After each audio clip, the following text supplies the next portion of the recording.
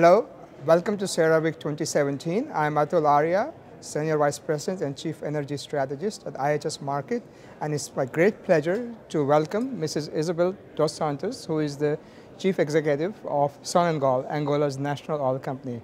Mrs. dos Santos, welcome to Houston and to CERAWeek 2017. Thank you very much. It's a great pleasure to be here. And it's your first time here at CERAWeek? Yes, absolutely. I'm very excited to be here. Very good. So let's start by talking about what is happening in Angola. A lot of changes, and could you tell us how the country is doing, how the economy is doing? Yes, indeed. We have challenges and we have changes, which is a good thing because, like they say, in each crisis there are opportunities. And our government has been quite bold in identifying these opportunities. And we were nominated in 2016, July, as a new board of Sonangol. Sonangol is a national oil company. And the main challenges that were given to this board is to focus on its transformation and on the restructuring of the company, to make a company that's much more focused on oil and gas and its core activities. So before that, it was doing a lot of other things which you're trying not to do now. Is that correct? Becoming more focused on just a core. Yeah, Sonangol comes with legacy. Yes. We are a company that's about 40 years old, so 41 years old to be precise. And since its inception, we always played a key role, a pillar role in Angola's society. And that meant that sometimes we had to step in and do things that governments do. So sometimes we stepped in and with social projects, whether it was housing or education or health projects, even agricultural projects, and that made us have a very diversified portfolio. So today we have over 90 subsidiaries, almost 100 subsidiaries. And of course we're dealing with a lot more than just oil and gas, and focusing back onto oil and gas, really what is our core business, is of extreme importance. And how has this been received both internally by your employees and also by your partners? Well, as Angola has evolved, we had stability. Since 2002, we had peace. This is 14 years of peace. 14 years of peace have brought significant growth in economy. We were one of the fastest growing economy in in Africa. And of course, in the world, as a matter of fact. And that translated in a big economy diversification. If we look today, we have many players, whether it's in the financial sector, we have over 30 banks.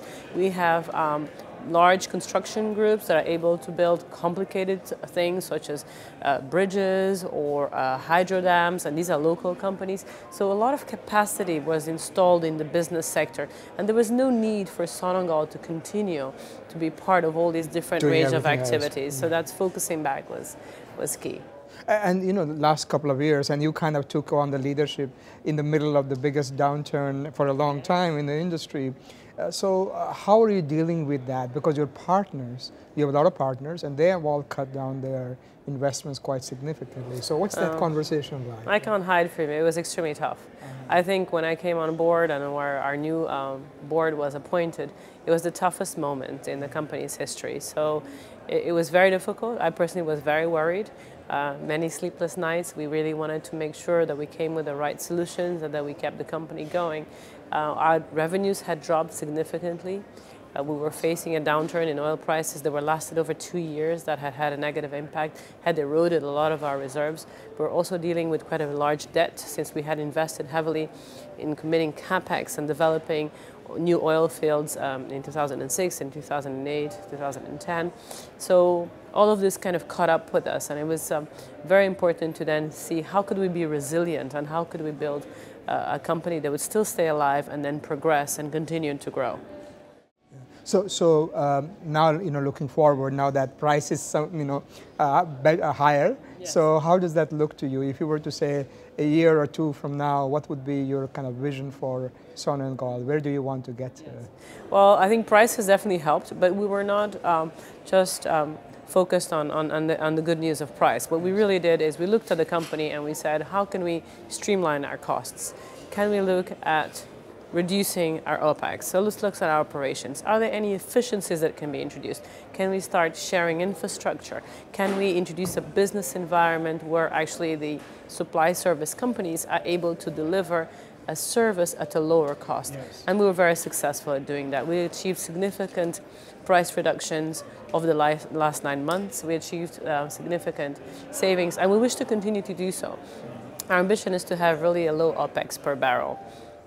So the last question then would be, you have one of the most fantastic resource endowment in Angola in terms of hydrocarbon resource. So do you see the development going further more towards the south? And can you say a little bit about, where do you see sort of hydrocarbon potential? And what would be your message to the investors and partners who are all here in Houston?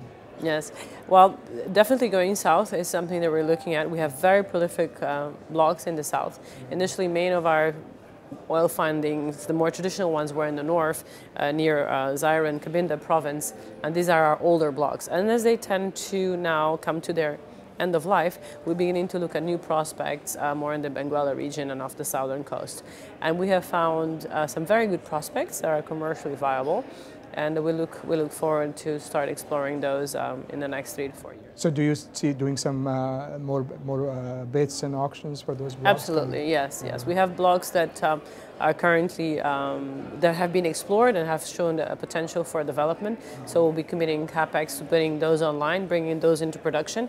And by 2020, those should be in production. But we're also looking at new bids and new blocks, but probably not this year, more towards the end of next year or the early 2019. Well, thank you for being here. Please do come back next year and tell us how the journey is progressing. And please join me in thanking Mrs. Isabel dos Santos, CEO of Sonangol.